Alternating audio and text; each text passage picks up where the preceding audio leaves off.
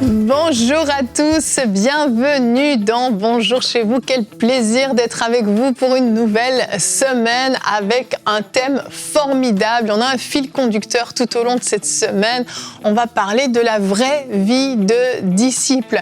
Et oui, il y a des faux disciples et des vrais disciples. Forcément, s'il y a des vrais, il y a des faux également. Et on va prendre le temps vraiment de regarder et de s'inspirer de la vie de vrais disciples pour pouvoir grandir, évoluer.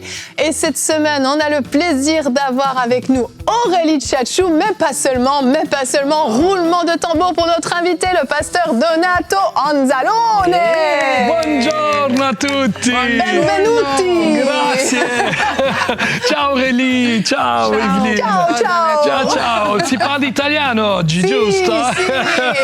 Quelle joie d'être avec vous. Ça fait trop plaisir, vraiment très très contente de t'avoir. En plus, c'est des émissions qu'on a préparées depuis longtemps. On devait les sortir plus tôt finalement. Il y a eu un imprévu et on les sort enfin. J'avais vraiment hâte de faire cette série avec toi.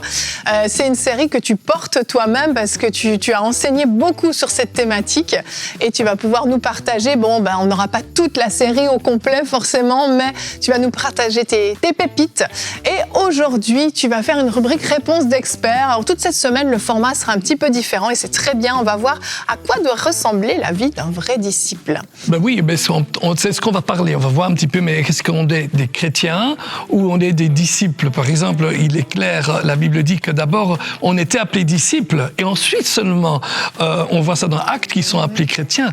Alors, chrétien veut dire comme Christ. Et donc, nous, en général, d'abord, on dit on est chrétien et aussi on est disciples. Mais quelque part, pour devenir comme Christ, on doit être d'abord des disciples aussi. Et c'est intéressant, tout ce qu'on va voir. On va voir un petit peu comment être disciple, le style de vie qu'on va voir. J'aurai 3 points principaux.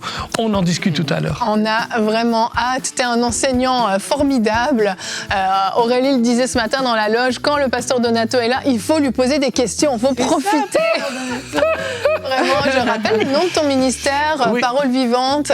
Et tu enseignes, tu as une église bien sûr en Suisse, oui. Du côté italien de la Suisse, mais aussi tu enseignes dans plusieurs écoles bibliques un peu partout. Ouais. Tu sillonnes le monde, j'ai envie de dire. Ouais, exactement. 3-4 continents régulièrement et vraiment. Tout, donc on est content de faire ce qu'on fait, mais surtout d'apporter quelque chose qui va dans la vie des gens. Paul dit que tout ce qu'il faisait, c'est jusqu'à ce que Christ soit formé en eux. Et on peut dire jusqu'à ce que Christ soit formé en nous, et on n'est pas encore arrivé. Moi non plus. On progresse, on avance, on va étape par étape et on va s'inspirer aujourd'hui. Et tout au long de cette semaine, quand je dis inspirer, c'est qu'on va se donner soif d'aller plus loin, de grandir, d'évoluer, et c'est ce qu'on veut. Et on va commencer avec toi, ma chère Aurélie, dans la pensée du jour.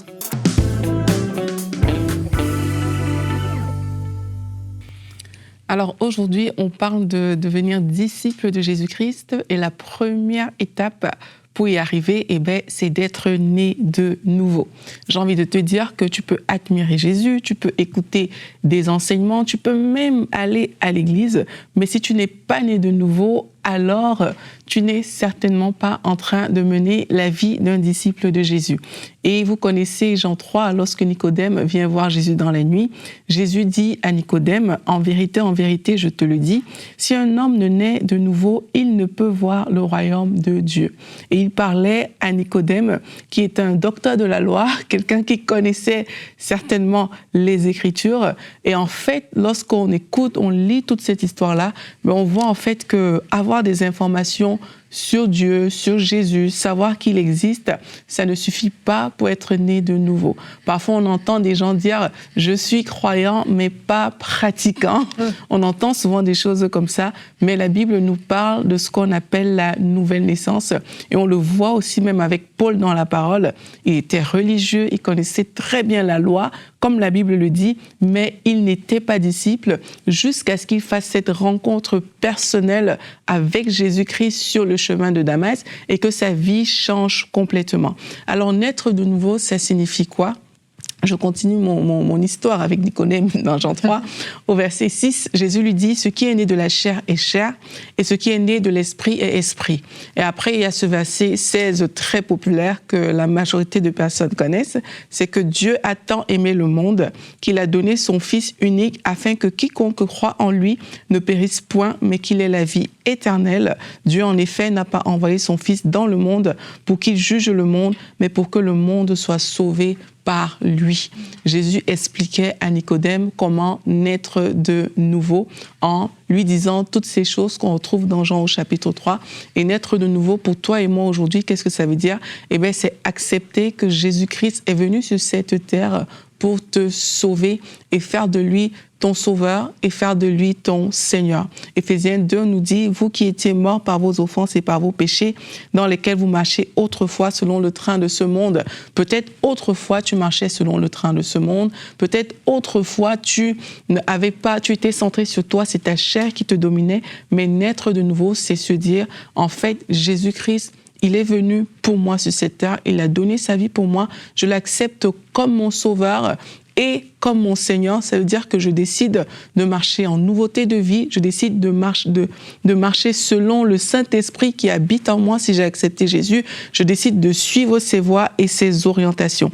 La Bible dit dans 2 Corinthiens 5 au verset 17, « Si quelqu'un est en Christ, il est une nouvelle créature. » Donc tu es cette nouvelle créature, tu es né de nouveau si tu choisis de demeurer en Christ, en l'acceptant comme ton Seigneur et comme ton Sauveur, et en choisissant bien sûr de marcher avec la présence du Saint-Esprit qui alors habitera à l'intérieur de toi. Merci beaucoup Aurélie, c'est essentiel ce que tu partages. On fait cette série sur la vie du vrai disciple. Ben oui, il faut être né de nouveau. Il ne s'agit pas seulement d'essayer de suivre, de vouloir suivre, de croire qu'il y a un maître à suivre. C'est plus que ça, c'est se donner entièrement. Et oui, vivre cette expérience qui est entièrement surnaturelle, qui nous change en un instant et qui fait de nous des enfants de Dieu. Et c'est ce qui fait qu'on devient un disciple.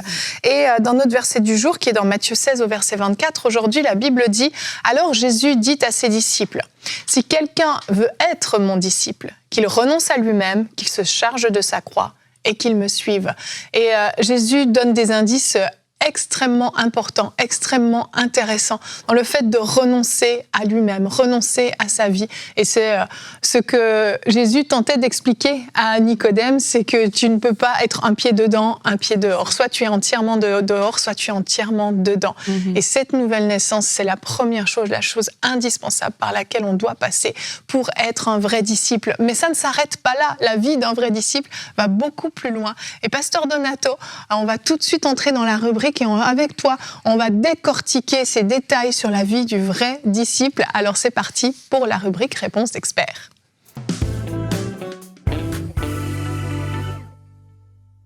Waouh, c'était super ce que tu as dit, Aurélie. J'aimais beaucoup parce que ça me faisait penser à une histoire personnelle. J'étais au restaurant et je mangeais. Et puis, je parle avec quelqu'un, je crois que c'était avec le serveur, et on parlait de Dieu. Je dis, ah, mais tu sais, moi, je suis chrétien, mais pas pratiquant. Je dis, ah, c'est comme moi, je suis marié, mais pas pratiquant. Le gars, il était étonné. Ah bah oui, je dis, c'est insensé. Je peux pas dire, je suis marié, et ma femme habite en Belgique et moi j'habite au Canada, ça n'a pas de sens. Oui. Et on ne peut pas dire je suis chrétien quelque part, mais je ne suis pas pratiquant. En fait, quelquefois on a un petit peu cette idée que on va dans une église pour la première fois, peut-être la 10e fois, et le prédicateur dit « Levez la main pour recevoir Jésus » et vous levez la main parce que vous croyez vraiment au message. Et il y a quelque chose qui se passe là. Mais la vie chrétienne ne s'arrête pas là. Amen. Pardon ? Ce n'est que le début. Oui, c'est une intention. Après, il faut un chemin de foi. L'apôtre Paul parle même d'une nouveauté de vie. Et en fait, c'est un petit peu de ça qu'on veut parler aujourd'hui. Oui. Le disciple, c'est quelqu'un qui vit, non seulement il est né de nouveau, mais il vit de nouveau. Il vit une nouveauté de vie, quelque chose qu'il ne faisait pas avant, quelque chose qui n'était pas tellement avant. Je pense un petit peu à la différence fondamentale qu'il y a entre une chenille qui un jour devient un papillon. Et c'est intéressant parce que vous n'avez jamais vu une chenille. Ah, une chenille. On les a tous fait. Oh là là. Et moi, je prêche en plusieurs langues. Alors des fois... On te pardonne. Merci. Mais une chenille, on ne l'a jamais vu voler, s'envoler. De temps en temps, on peut voir encore un papillon voler et puis faire quelques pas par terre ou sur un arbre. Mais ce n'est pas son style de vie. Oui. Son style de vie, c'est celui de voler. Quelquefois, on a l'impression qu'on est encore comme des chenilles, que notre vie ne progresse pas. Mais elle ne progresse pas en général parce que justement, on n'a pas suivi ces étapes de ce que c'est être un disciple de Jésus-Christ. C'est un petit peu ce qu'on essaie de voir aujourd'hui. J'aime bien ton analogie de la chenille et du papillon. Je trouve que c'est très fort parce qu'en fait, la chenille désire ardemment devenir un papillon. Elle sait que c'est pas ça le but de sa vie, de rester comme elle est en fait. Elle le sait et tout va tendre à devenir ce papillon. Et je pense qu'en tant qu'enfant de Dieu, on doit avoir ce désir aussi de devenir de vrais disciples. Et ça devrait être l'un de nos objectifs principaux dans la vie, c'est de se dire je veux devenir un disciple, je veux plaire à mon Seigneur, je veux avoir une relation avec lui, je veux être intime avec lui. Et tout comme cette chenille, tendre à s'envoler et à déployer nos ailes. Absolument. Non, mais écoute, c'est important ce que tu dis. Le verset que tu as choisi comme verset du jour, si quelqu'un veut venir après moi, il n'a même pas dit si quelqu'un veut naître de nouveau. C'est vrai. Il parle des gens pour qui c'est correct d'être né de nouveau. Là, je parle québécois maintenant, correct. Il parle à des gens qui savent c'est quoi la nouvelle naissance. Mais il dit, mais ça ne suffit pas. Si vous voulez venir après moi. Et je crois que c'est important qu'on se rende compte que être disciple pour nous, c'est bien plus, ou pour la parole de Dieu, pour Jésus, c'est bien plus qu'être un simple chrétien né de nouveau, mais c'est un chrétien né nouveau qui pratique, qui met en pratique. Alors je sais que quelquefois le mot mettre en pratique, c'est un petit peu religieux comme mot, hein, mais on peut le dire autrement. C'est son style de vie. Et il y a des chrétiens qui ont un style de vie comme avant, et des chrétiens qui ont un style de vie nouveau, une nouveauté de vie, c'est ce qu'on veut voir ensemble. Et en fait, c'est un petit peu ce qu'on voit ici. Je crois que la première étape, c'est avoir une vie qui est centrée sur Jésus. Le verset que vous avez lu, c'est qu'il renonce à lui-même et qu'il me suive. C'est ce que j'ai dit à mon épouse, 40 ans cette année. Oh, tu renonces à toi-même et tu me suis. Je pense que le verset est hors contexte, si je peux me permettre. Il y a à peu près 45 ans, dans notre école biblique, un couple américain était venu. Ils avaient été missionnaires en Afrique, donc ils parlaient un petit peu le français, mais ils avaient 83, 84 ans, tous les deux. Et ils disent, ça fait 62 ans qu'on est mariés. Et je vais vous donner le secret d'un mariage long. Alors, c'était vraiment génial. Oui. Il dit, quand on s'est marié, je vais le dire en français mieux, on a décidé que je prendrais les grandes décisions et qu'elle prendrait les petites décisions. Et pour la gloire de Dieu, je suis là pour vous témoigner, en 62 ans de mariage, on n'a jamais dû prendre de grandes décisions. C'est elle qui disait, non, c'est une petite décision. Authentique. J'aime bien. Amen. Mais donc, il y a une vie... Pardon. Non, je sais que c'est une bonne stratégie, mais continue. Elle prend des notes pour son futur mariage, c'est pour ça. Amen. Une vie centrée sur Jésus. Oui. Jésus n'est pas simplement un modèle à suivre. Et je trouve que c'est important de se réaliser cela. Il est notre Seigneur. Oui. Il est le roi. Il est celui qui décide. Il est celui qui parle. Et donc, c'est à nous à partir, à nous ôter de cette position d'admiration seulement de Jésus à cette position de disciple qui va suivre Jésus, qui va obéir à Jésus, qui va plus le considérer seulement comme son sauveur, mais comme son Seigneur. Amen. Et c'est avant tout le reconnaître comme Seigneur, c'est une activité d'intimité avec Jésus-Christ, une relation. C'est pas uniquement un visa pour le ciel, Jésus. Je trouve ça vraiment important de mettre le doigt sur ça quand on parle de la vie du disciple, c'est d'abord une relation. Parce que tu vas pas dans... Tu sais, on aurait pu aller dans une liste de to-do. Il faut faire. Mais en réalité, c'est d'abord être plutôt que faire. Être un enfant de Dieu, être en relation avec Dieu, être en communion avec lui et demeurer dans sa présence et apprécier être avec lui.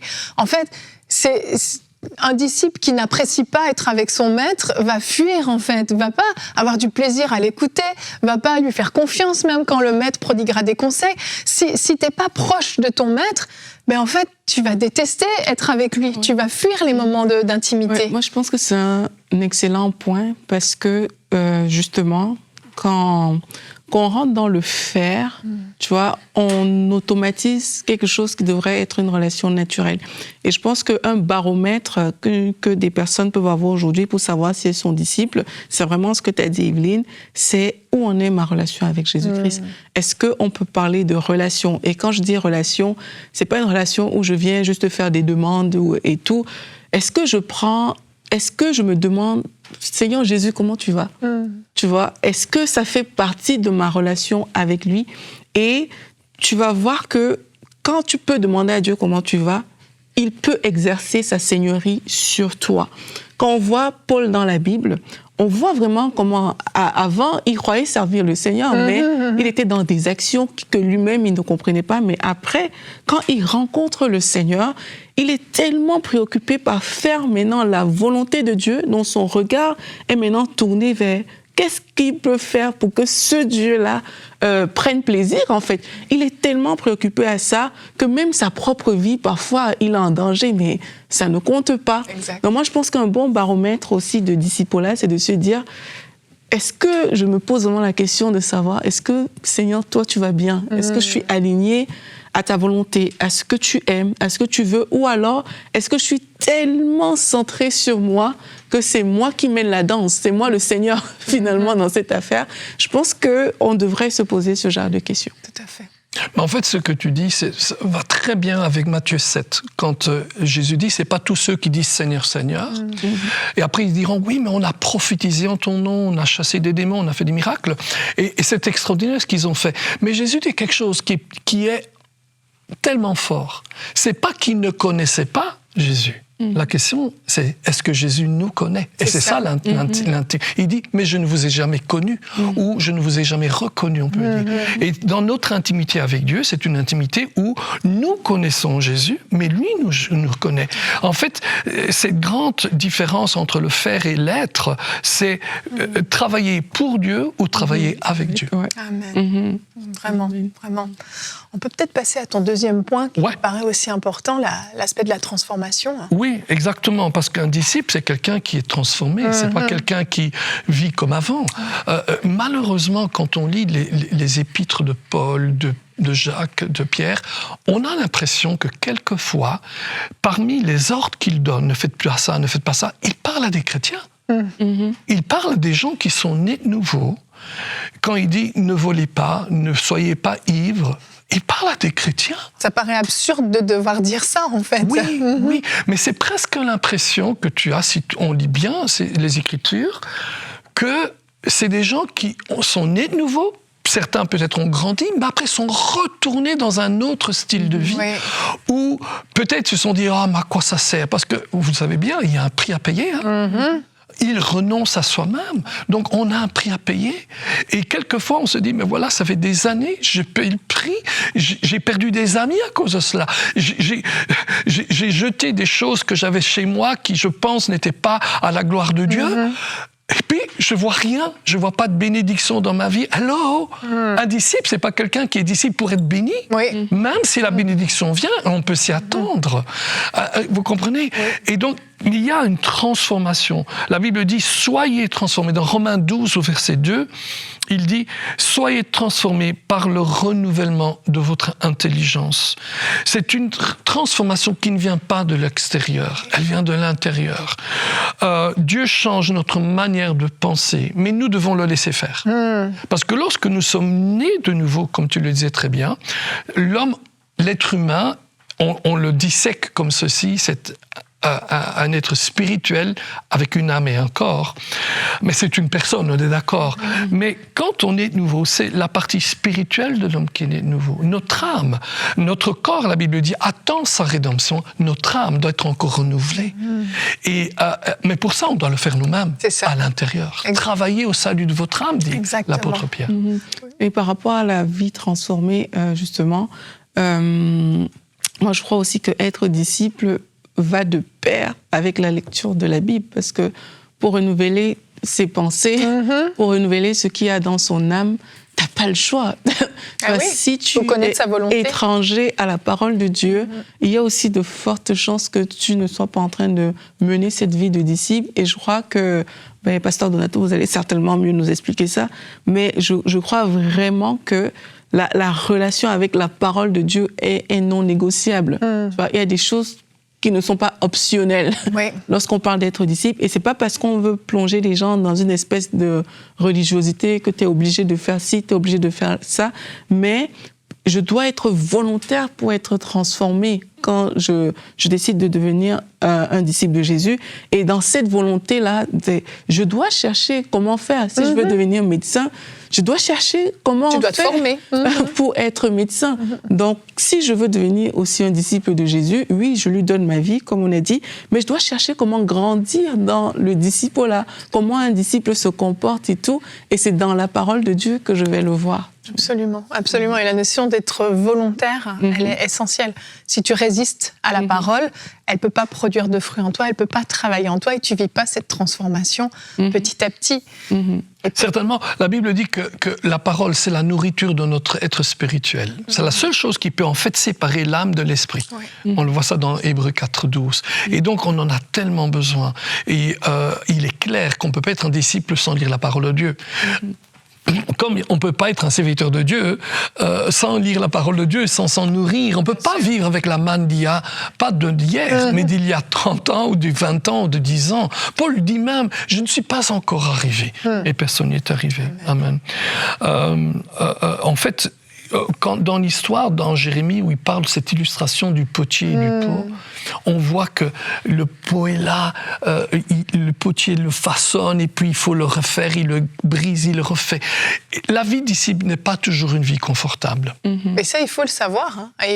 Parce que des fois, on vend du rêve. On vend bien à Jésus... Et tout sera rose, tout sera facile. Mais c'est sûr, oui, le vase, des fois, on le forme, on n'aime pas la forme qu'on lui a donnée, on le remodèle, finalement, il est peut-être fissuré, on doit le réparer, Il y a ce travail, mais le vase doit se laisser faire. Imagine si le vase devient dur entre les mains du potier et le potier ne peut plus le modeler. Et c'est là, on doit rester souple, on doit rester disponible et disposé à être transformé, à être modelé par le maître. Oui. Et c'est pour ça que c'est important de remplir de la parole, remplir l'esprit de Dieu. Jésus a dit, on ne met pas le vin nouveau dans des vieilles outres, ce que je n'avais jamais compris pendant des années. Parce que quand j'étais tout petit, je buvais de l'eau dans des vieilles outres. Et les vieilles outres, c'était du cuir, c'était ce qu'il y avait de mieux. Mais je crois que ce qu'il essaie de dire, c'est que quand une outre n'est pas utilisée, elle durcit. Et alors, on met quelque chose dedans et elle craque. Alors, si on est constamment rempli de la parole, constamment rempli de l'esprit, alors on va grandir. On va toujours recevoir du vin nouveau. Celui de l'Esprit de Dieu. Amen. Et finalement, on portera du fruit. On n'a pas le temps de s'étendre sur ce point-là, mais on portera du fruit. Et c'est ça, cette vie de disciple. Je rappelle ton premier point. On est centré sur Jésus-Christ. On est transformé. Et parce qu'on est transformé, finalement, on porte du fruit. Est-ce qu'en quelques mots, tu veux dire quelque chose ? Dans Jean 15:8, il le dit, si vous portez beaucoup de fruits, vous serez mes disciples. Et ça, c'est l'exemple par excellence. Waouh, c'est exactement ce que tu dis là. Et le porter le fruit, bien sûr, il y a beaucoup de sortes de fruits. Mais on peut parler du fruit du caractère. La vie transformée, c'est le caractère. Le fruit du service, on veut servir le Seigneur. Et le fruit des prières exaucées. Tout le terme autour de Jean 15, c'est vous priez et mon Père est heureux quand vous portez du fruit. Et quelque part, nous, on ne doit jamais oublier cela. Si Dieu nous met à cœur de prier pour quelque chose, et si nous prions toujours en accord avec la parole de Dieu, mais c'est son désir énormément que nous portions du fruit de nos prières. C'est quand même dommage qu'on prie pendant 20 ans, 30 ans pour la même chose et on l'a pas, alors que c'est promis dans la parole de Dieu, on ne l'obtient jamais. Donc Dieu a aussi de la joie de nous voir porter du fruit de nos prières. Amen, amen. J'espère qu'on vous a donné soif d'être ce vrai disciple. C'était les fondements qu'on posait aujourd'hui, la base. Demain, on va continuer à construire, à bâtir. Mais avant ça, on va écouter Aurélie qui va nous partager un beau témoignage.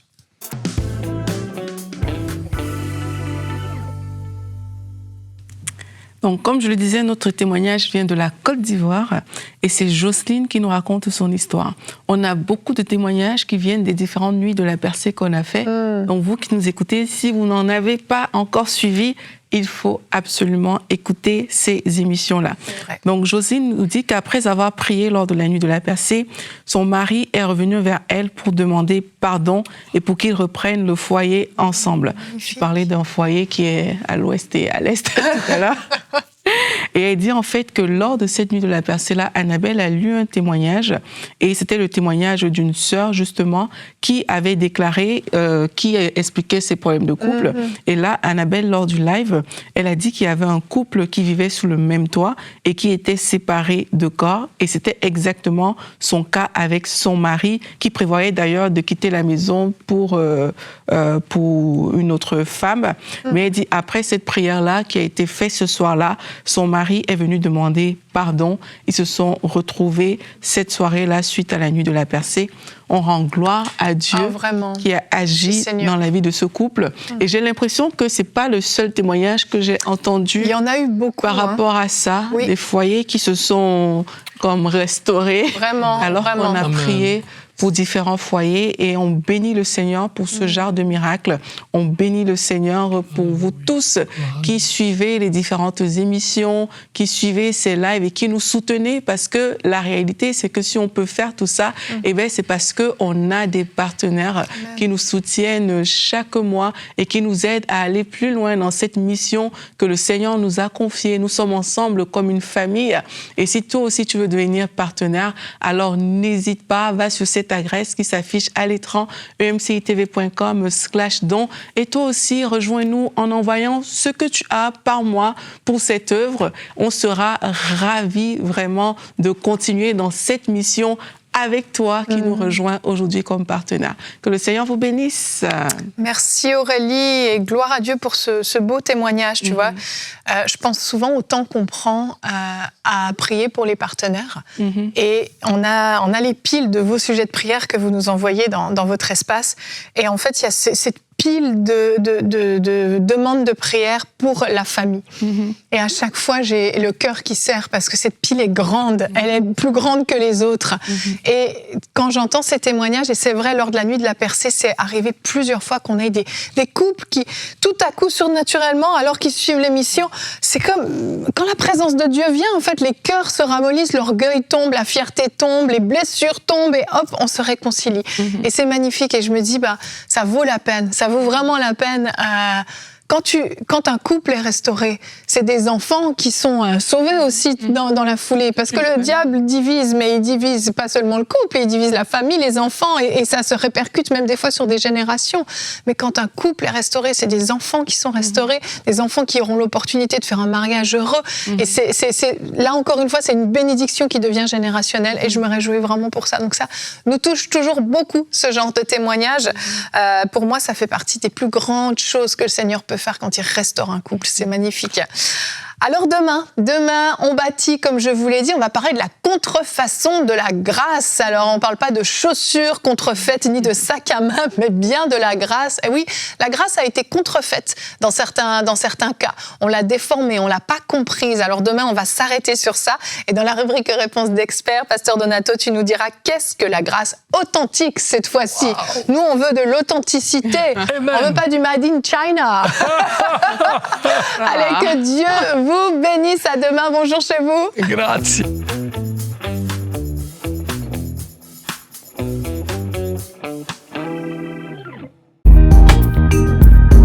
Merci à tous nos précieux partenaires, grâce auxquels cette émission a pu être réalisée. Vous aussi, rejoignez la grande famille des partenaires d'EMCI TV en faisant un don sur emcitv.com/don.